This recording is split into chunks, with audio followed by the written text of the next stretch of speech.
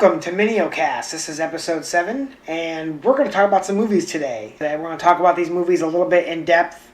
There are going to be spoilers to all 3 of these movies, so if you haven't seen them and you want to see them, you maybe either want to skip through this or not watch this at all or come back to it at a later date. I encourage you to watch them. Even the ones I didn't like, I still encourage you to watch them because it's all about perspective. It isn't about opinions, it's about a perspective. What perspective do you have when you watch a film? Do you put yourself inside the main character's shoes and try to make decisions from there? Are you the villain, secondary character?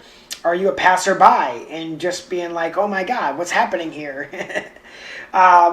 Whatever your opinions might be about a movie, I look at it from a perspective. I come from a place of where I went to school for film. I know some of the ins and outs, but at the same time, this is still opinion driven. I mean, if I see something I don't like, I'm going to talk about that. Does it need to be in the movie? Should it be in the movie? Why is it in the movie? What purpose does it serve?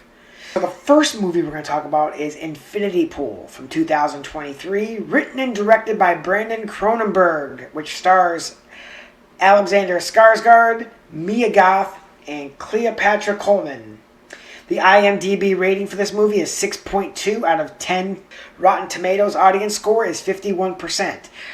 Brandon Cronenberg is the son of legendary filmmaker David Cronenberg, who is known for sci-fi, horror, body horror, and just dark angles in his movies.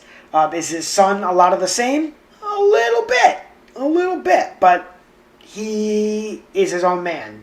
And he has his own style, but you can see that the apple didn't fall far from the tree. That he has his own way of doing things, but also as far as tone goes and the look goes, he's got Cronenberg written all over him, even if he didn't share the name and didn't share DNA with the man.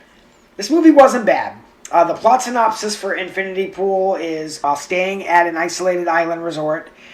James Alexander Skarsgård and M. Cleopatra Coleman are enjoying a perfect vacation of pristine beaches, exceptional staff, and soaking up the sun, but guided by the seductive and mysterious Gabby, Mia Goth, they venture outside the resort grounds and find themselves in a culture filled with violence and untold horror. A tragic accident leaves them facing a zero-tolerance policy for crime. Either you will be executed, or, if you're rich enough to afford it, you can watch yourself die instead. From Rotten Tomatoes. By watch you die instead, they really mean cloning. And when they clone the person, they clone everything completely. Memories, personality, scars, everything. So this person that is being put to death actually believes they're the real person. The clone is the one that's watching, or vice versa. They do tackle this a little bit in the movie, but we'll get there. The less that you know going into this movie, the better it is. If you know everything, if you listen to what I have to say here and read my blog about it, the movie will be so thoroughly spoiled it won't be worth watching. So if you want to watch this, watch it. Don't research it, just go into it, not knowing what the fuck's up, and just watch it. And you'll see what I'm talking about.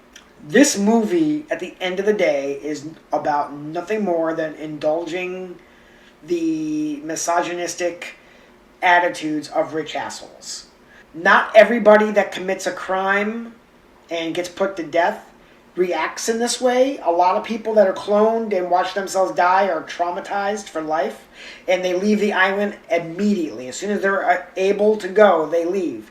However, a very few become extremely interested in watching themselves die, almost like a pervert, a person changing in the change room or something along those lines. It becomes like a sexual, deviant, misogynistic kind of act.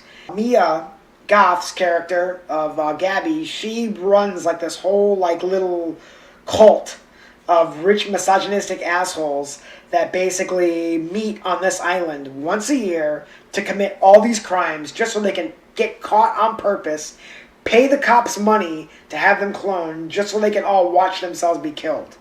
The existential crisis of the matter is that what if the clone is the one that survives and the original one is put to death? They do talk about this in the movie, and they all look at each other and start laughing. Shit you not, it's a scene in the movie, it actually happens. From that point forward, the movie, I can't take the movie seriously. It's no longer a movie or a thriller. Now it's a dark comedy. Because this movie literally is about our culture. It's about these rich, misogynistic, woke assholes who can do whatever they want with no recourse. And this is kind of sort of the perversion of that to the next level. I did find it very interesting. I did laugh at these parts. The absurdity of the misogyny and the narcissism of these rich people is so fucking thick and rich that you can't help but laugh. It's hilarious to watch how these people get creative about how the crimes they're going to commit and the shit they do to each other, all along the while going back to prison just to be executed or cloned, then executed, and they start the thing all over again. What the group doesn't know is that Skarsgård's character is so warped from this experience that he doesn't leave the island. He becomes a permanent resident and just lives on the island, on this resort that is only occupied a couple months out of the year when it's not rainy season. And the movie leaves you with him just sitting on a beach chair while it's pouring rain, and he's just sitting there by himself. And that's the movie. That's it.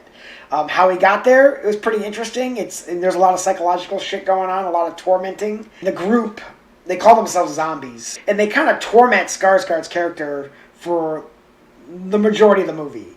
At the end, they finally embrace him and like, you're one of us, you're one of us. And they all love him and everybody's happy. But not him. He is completely ruined mentally.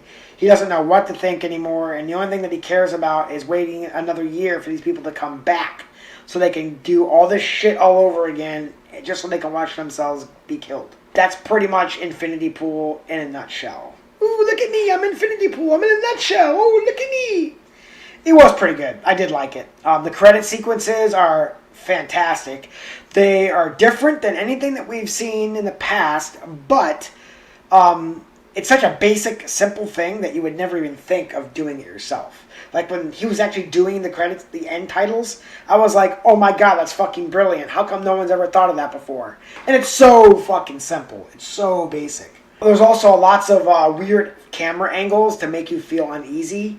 And the cinematography is excellent. The movie looks beautiful. And it has that Cronenberg touch to it. Do I think this is a perfect movie? No, not at all. Do I agree with the IMDb score? It's a little low. I would have given it like in the, the 85 out of 100 kind of feel. I thought it was really good. But, at the same time, there are there are things wrong with it.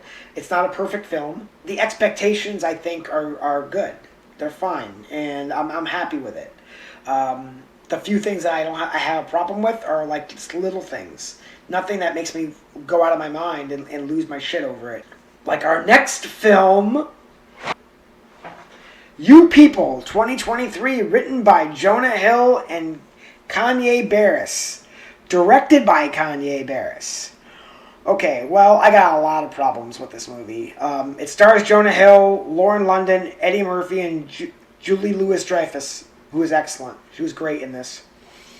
It's an IMDb rating of 5.5 out of 10 stars. Rotten Tomatoes audience score is 36%. That's not very good. And for good reason. This movie, the plot synopsis, is a new couple and their families find themselves examining modern love and family dynamics amidst clashing cultures, societal expectations, and generational differences. Also from Rotten Tomato.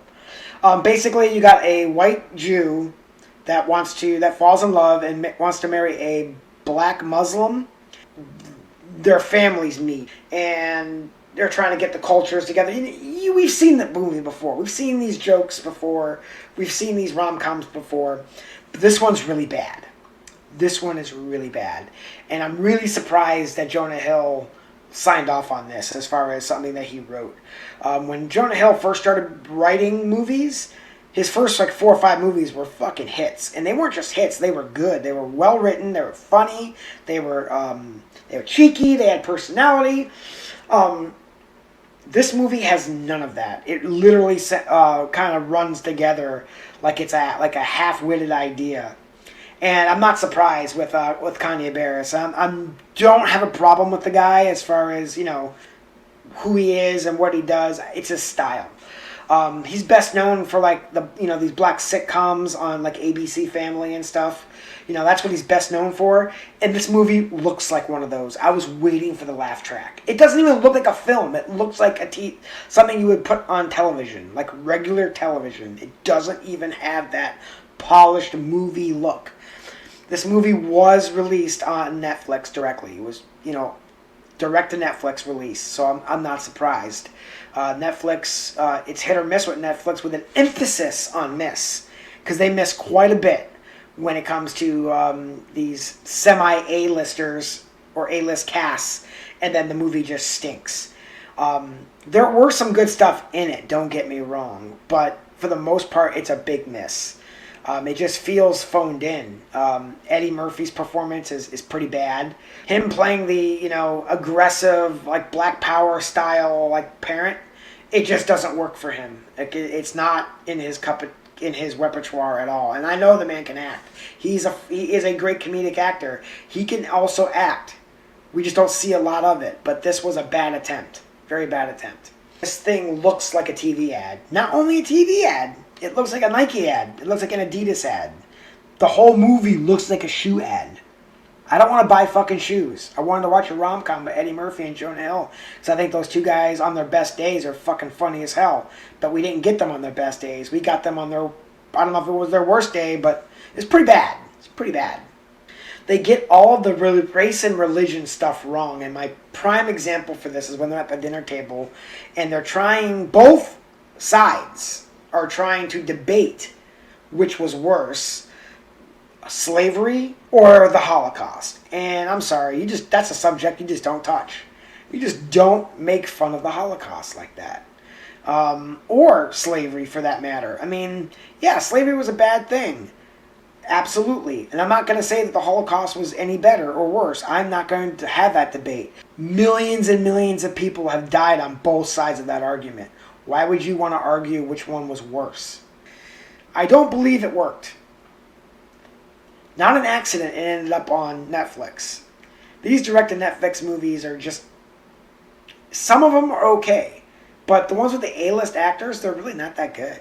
I mean, they're not good. They look phoned in.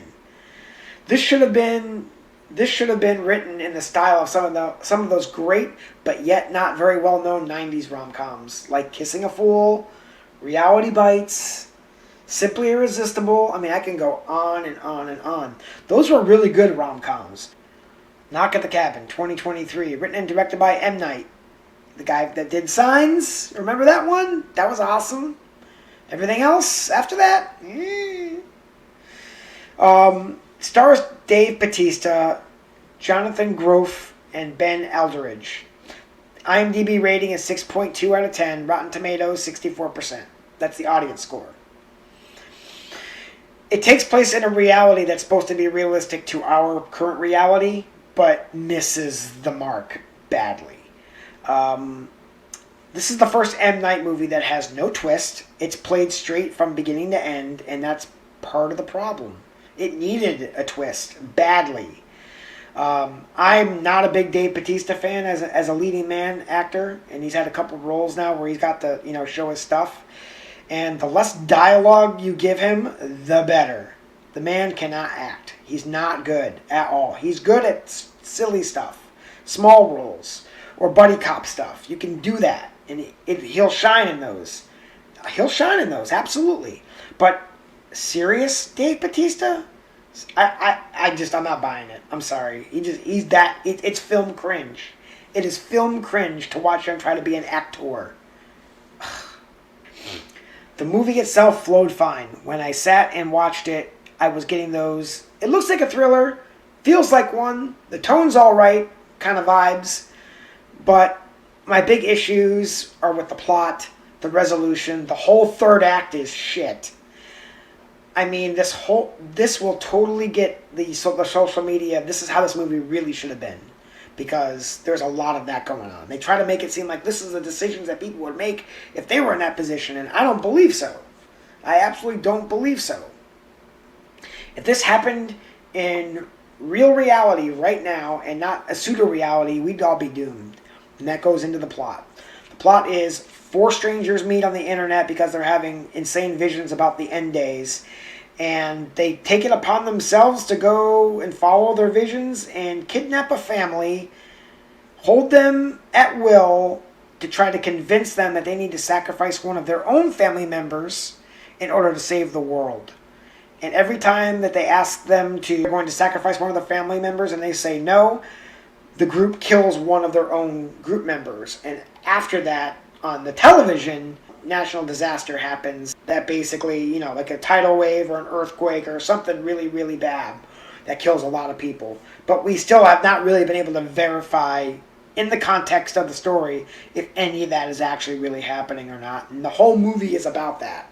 Basically, them just arguing back and forth whether or not they are, this is real or some kind of mass delusion that they share together. Now, what really, really irritated me the most isn't going to be the things that you think would irritate me. The main family is a gay couple, and they have an adopted Asian daughter. That didn't bother me. They actually handled the woke stuff pretty good. It didn't feel woke. It felt normal. And on top of that, them being gay was important to the plot and the story that was being told. So with that said, I have no problem with anything woke in that movie. It's fine. It actually works. And that's how you make it work. If you need a good example to put woke shit in your movie and you don't know how to write it or film it or direct it or broadcast it to make it look normal, watch this movie. It might teach you something, you young TikTokers that want to be filmmakers. You might actually learn something as far as how to tell a real story is concerned. And what triggered me the most was the red pill, blue pill choice. That you have to openly sacrifice your own family member to save the world. Or one of these they're the 4 horsemen of the apocalypse. They go through that Christian crap. And but it's not really well thought out. It's almost like all of them weren't Christians, and then they just are going by what they saw on the internet. Again, written in a way that actually is plausible, that makes more sense than them being diehard fanatics.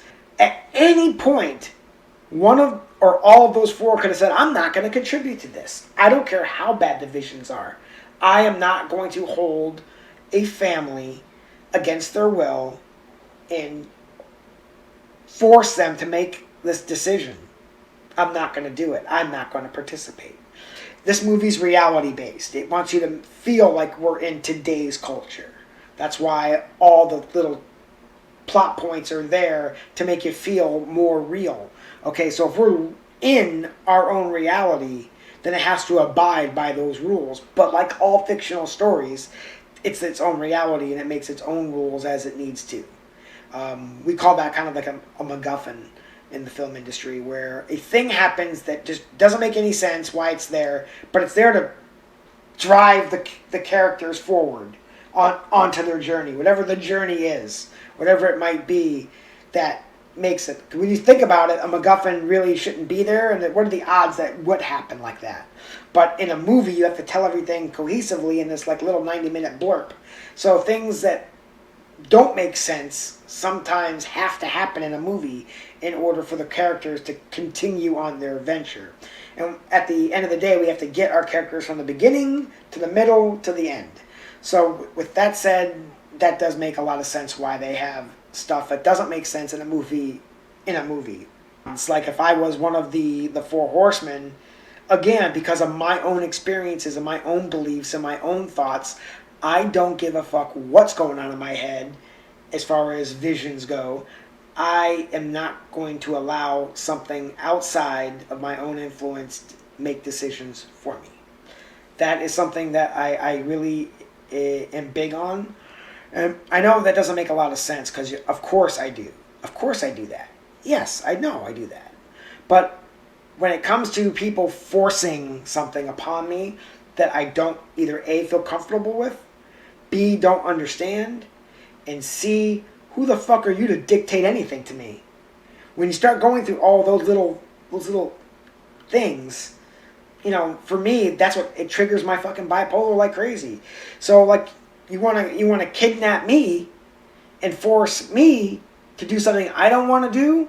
My only recourse, my only way I can fight back and maintain some independence in my decision-making process is to just not cooperate with you in any way. And I mean any way. Stop communicating with you altogether. Especially when you start killing yourselves. If you ask me for a sacrifice and I say no and you kill yourself, I'll let all four of you just die right there. I'll wait it out. I will wait your fucking asses out. And then I'll get out of that fucking rope and I'm out the door. The end of the world happens, well, that's on you. Because you should have known who the fuck you were dealing with. The whole movie is like this whole, like, I'm going to project what I want onto you so you can make the right decision for all of mankind. And that, to me, is the problem. Is that nobody should be projecting anything onto anyone. Ever. But we live in a culture where that's what we do. We dominate other people. We project our feelings onto them. And our expectations are, that's it. There is no choice. You have two choices. You can either deal with it or not deal with it. And that's how we live our lives. And I don't care if you're Christian, you're Catholic, you're Jewish, you're Muslim. I mean, this goes back to the Matrix, the red pill and the blue pill. The Matrix, choice and free will are an illusion. That's what the Matrix really promotes. That's what it teaches us. If we watch all three movies, and especially the Animatrix, that the Matrix exists to give us the illusion that we have free will to make our own choices. In the Matrix, the plot goes through, and that is not what's at play. What's at play is that both choices are calculated manipulations based on predictable human behavior, and the free will is that we know that you're going to make one of those choices, and that we don't care which one it is.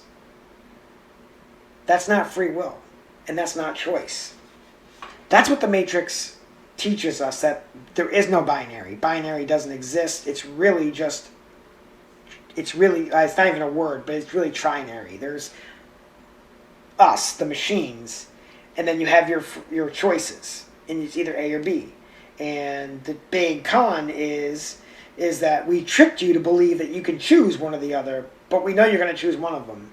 And both of them we manipulated and designed so that you would do that. So at the end of the day, you have no free will, you have no choice. It's all been manipulated at the source. That's what the Matrix is all about. That decision-making process of red pill, blue pill, left, right, yes, no, 0, 1, male, female. You try to force one of those choices onto me, and I don't agree with either one of them. I'm going to do something that you didn't predict in your little calculations. I'm going to play the wild card, the me card. And that is, instead of taking the red pill, instead of taking the blue pill, I take both pills, give Morpheus the fucking finger, and jump out the goddamn window, and whatever happens, happens. That's it. My only recourse is to not play the game. My only recourse is to not obey, is to not comply. You want something out of me? Well, don't make me decide. Make me understand. And if you try to use torture as a means of understanding, that's not going to actually make me make that decision. I may cave and make the decision, but I only made the decision to make the pain stop. I didn't make the decision because I believe it. So, I mean, if your mission is for me to believe, then forcing me to believe is going to have the opposite effect, if not worse effect. Because opposite is a binary decision. And like I said, I'll make the decision. We live in a binary world. I get it. I get that. And I do make decisions that are binary. However, I'm the one making those decisions. I'm not going to be pressured or forced to make the decision. And every time that happens in my life, I usually make a really, really bad decision that affects everybody involved. And I do that instinctively. I do it on purpose. Because the only thing I have left is spite. You stop me while I'm walking. You stop me while I'm walking. I'm on a predetermined destination. I already have my plan set. But you took it upon yourself to stop me from what I was doing for myself. You decided that. Not me. You did. Going to try to define this as simple as possible. Spite. A petty ill will or hatred with the disposition to irritate, annoy, or thwart. You ever use thwart in a sentence? Some of my triggers have a lot to do with spite. And probably that's why this movie triggered me in such a negative way as far as the decision-making process goes. I'm not a left-brain thinker. I'm not a right-brain thinker. I'm not a Democrat. I'm not a Republican. I'm not a 0, and I'm not a 1. I take issues with both sides to such a level of a degree I cannot give my allegiance, respect, or loyalty to either one of them.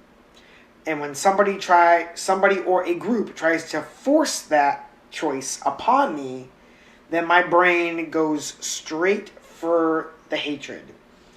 And at that point, the only independence I have is to ruin their experience as much as humanly possible without even thinking about my own well-being in said situation.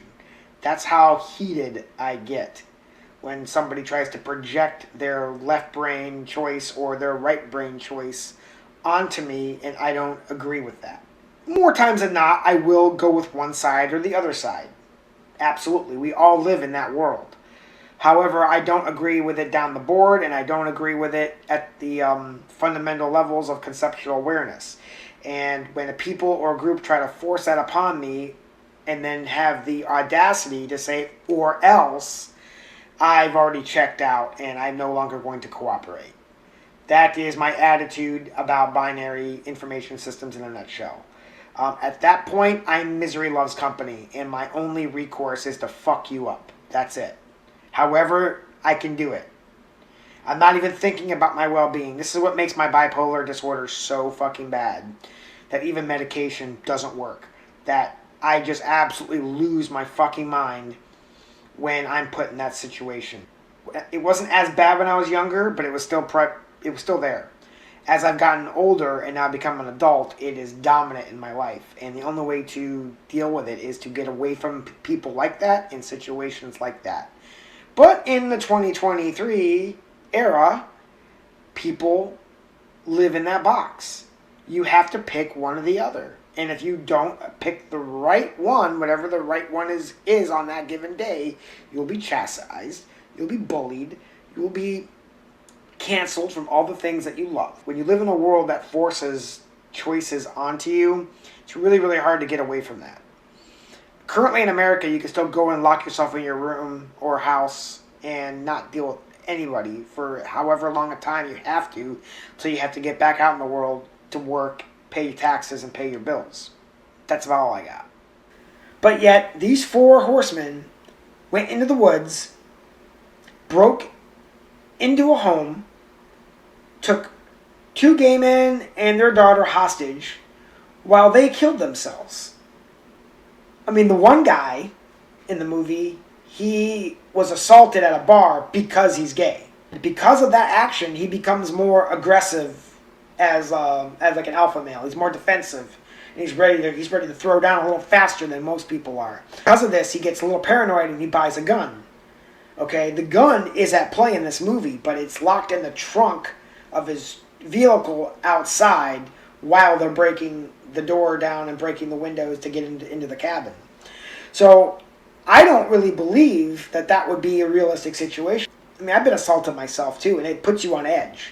So I just don't feel that that's a realistic approach, especially when they emphasize why he purchases the gun to begin with. And then one of the horsemen end up being the guy that assaulted him. So it's like this whole thing. Like, I just don't think that gun would have been in the truck locked away. I think it would have been in the cabin somewhere, so that when they did finally break into the home, you would have heard pop, pop, pop, pop, 4 shots, and then 4 dead, 4 horsemen. But, you know, that's just what I think. Again, it's fiction, so fiction is fiction. It's not going to be, you know, clean cut. I understand that. But we're talking about putting myself in the character's shoes. If I was going through some of the stuff that they went through, with already going through what I've gone through in my life, that's how I would react to the situation. If I was one of the 4 horsemen, I probably wouldn't even be there. I wouldn't even be there. If it was one of those things, you got to do it, man, we're all going to suffer. Well, then guess what? We all have that in common. We all have that in common, because you are not going to force me to do something that I don't want to do. You are not going to force me to believe in something that I don't want to believe in. It's that simple. But we still force it on people. This whole thing, this whole movie is about projecting what you think is the right thing to do onto other people. And it's just bullshit. And that shit fires me up more than anything. Die Hard absolutely doesn't feel that way. You know, when the first time I saw Die Hard, I didn't think I was watching an action movie. I thought I was watching a documentary about how to take out bank robbers. I always thought of it that way. I always thought that the way that was written and performed on film seemed more legit than some of the reality TV that we see today that's supposed to be reality TV, but is really just reality fiction. I mean, it's just like, it's ridiculous what we see now. And we're supposed to swallow these movies and say, oh, it's from this guy who did this, so it must be good. Well, I'll be the judge of that. And, I mean, this movie is competently made. M. Night is a quality filmmaker. He's good with tone. He's good with drawing out characters. However, he does miss a beat. And sometimes it's the twist. Sometimes it's the plot or the cultural message he's always trying to tell in his movies. But, I mean, you know, if you look at Signs is like a perfect movie. I mean, there's nothing wrong with Signs. I mean, I wanted to see more aliens. He didn't give us more aliens? Okay, no big deal. Because there was a reason why he didn't do it, and it works. It works. The Village started out really, really, really, really cool, and then it just like... And then we get Lady in the Water, and then from then on there, everything's just, what? What? Split wasn't bad. Split was decent. But the follow-up, Glass, wasn't very good. It was like all polished together. Didn't seem very good at all. So, I mean, you know, we get what we get with M. Night, and when we got an hour and 40-minute movie, just like popcorn movie. This wasn't fun. This just infuriated me because of my own, you know, shortcomings as a person. With the material provided, I thought the actors did a good job, except for Batista. I just think he's terrible. I'm not going to apologize for that. Ever since the guy started talking on a microphone, I thought he should just go away. But that's just me. That's my own opinion. Alright, that's it. 3 movies done. Ciao.